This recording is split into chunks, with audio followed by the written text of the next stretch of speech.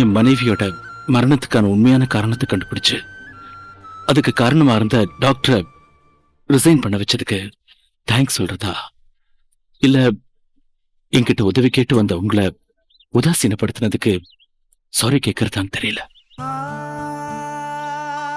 என் கையில ஞாபகப்படுத்துற எந்த விஷயமும் வேண்டாம் தான் நினைச்சேன். ஆனா இப்ப இவ்வளவு பெரிய விஷயம் செஞ்சிருக்கீங்க.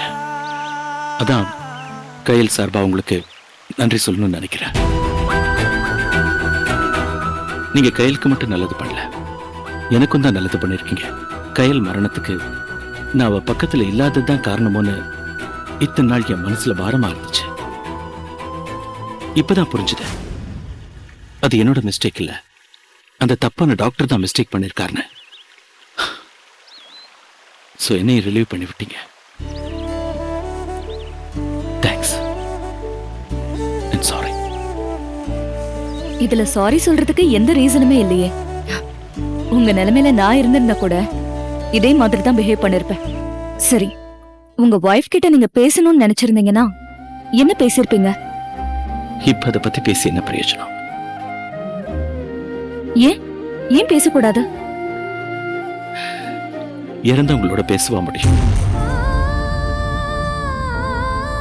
இவர் எப்பவும் இப்படிதான் எல்லாம் தெரிஞ்ச மாதிரியே பேசுவாரு. சொல்லுங்க பிரணவ், என்ன பேசிருப்பீங்க? என் கையில் இல்லாத வாழ்க்கைய இனிமே நான் எப்படி வாழ போறேன்? I love you Kayal.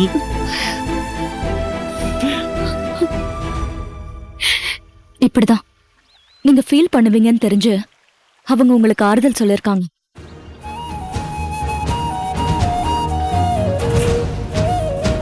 கயலா?